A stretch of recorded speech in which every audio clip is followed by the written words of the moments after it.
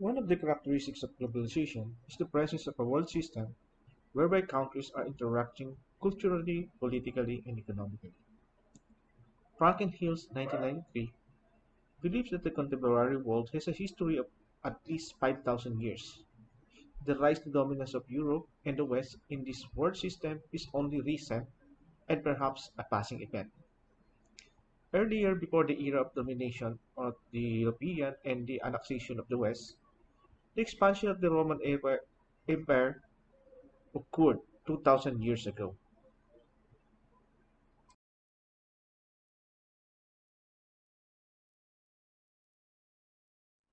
The Romans unified their far-flung empire through an extensive transportation network and a common language, legal system, and currency. One historian recently observed that a citizen of the empire traveling from Britain to Euphrates in the mid-2nd century CE would have found in virtually every town along the journey goods, landscapes, buildings, institutions, laws, entertainment, and sacred elements not dissimilar to those in his own country.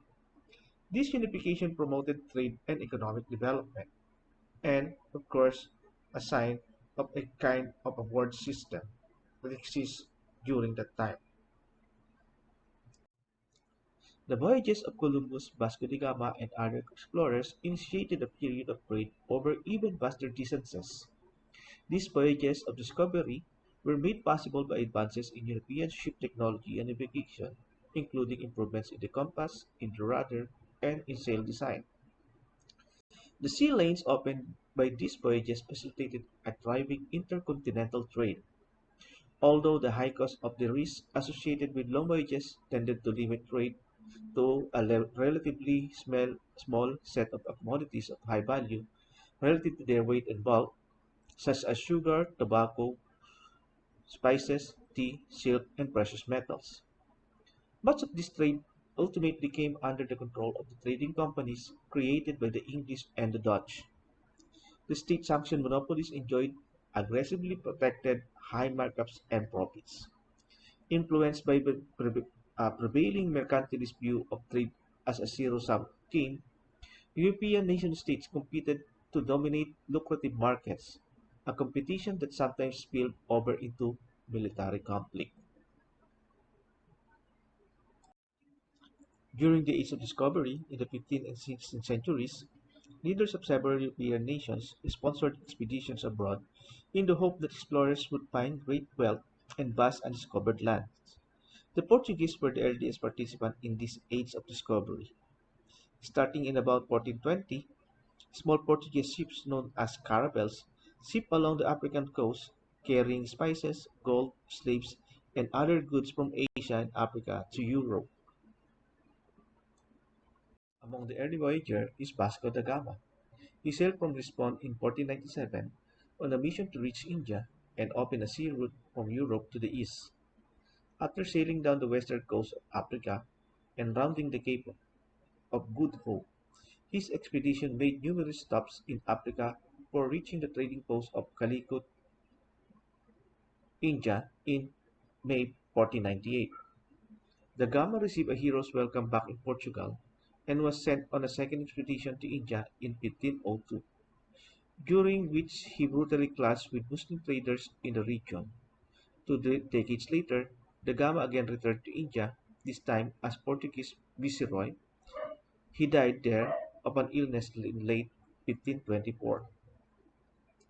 Another voyager is Christopher Columbus, who was an Italian explorer who stumbled upon the Americas and whose journeys marked the beginning of centuries of transatlantic colonization. The explorer Christopher Columbus made four trips across the Atlantic Ocean from Spain in 1492, 1493, 1498, and 1502.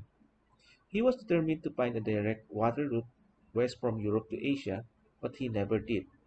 Instead, he accidentally stumbled upon the Americas. Though he did not really discover the New World, millions of people already lived there. His journey marked the beginning of centuries of transatlantic conquest and colonization. Of course, there's also Ferdinand Magellan, who was a Portuguese explorer and a subject of the Hispanic monarchy from 1518. He led the 1519 Spanish expedition to the East Indies, traversing the Pacific Ocean, during which he discovered the Philippines and achieved the first European navigation from the Atlantic to Asia. Magellan was killed in Battle of Mactan in 1521, and after that, Juan Sebastian Elcano took the lead of the expedition and completed the first circumnavigation of the world when they reached Spain in 1522. Global economic integration took another major leap forward during the period between the end of the Napoleonic Wars in 1815 and the beginning of World War I. International trade again expanded significantly, as did cross-border flows of financial capital and labor. New technologies played an important role in facilitating integration. Transport costs plunged as steam power replaced the sail and railroads replaced the wagon for the barge.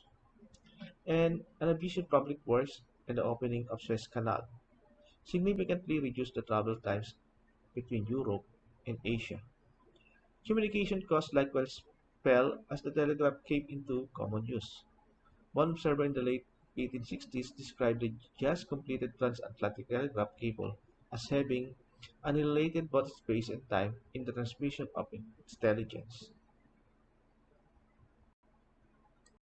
Technological advances in communications have accelerated steadily since the early 19th century, but before this, there were earlier important improvements such as the invention and development of the printing press in Western Europe, which enabled a faster dissemination of ideas and information, and had a crucial effect during the Renaissance and Reformation periods, when the pace and depth of intellectual and political life was greatly extended. The improvements to sailing ships and techniques of navigation also happened and discovered during this time, which enabled the long distance but epically slow sea journeys to begin.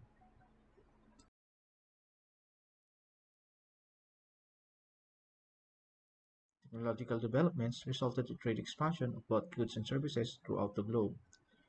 Countries with rich capital like Britain and other Western European nations made tours on manufacturing. They sourced out their raw materials from periphery countries who supplied them with natural resources and agricultural products. This resulted to the core periphery system in this era, wherein there is a circular flow of manufactured goods, financial capital, and labor flowing from the core to the periphery, and on the other hand, natural resources and agricultural products flows from the periphery to the core countries. Something to think about. What can you say about the picture? Is it malicious, or it really depicts what's really happening with the core periphery model?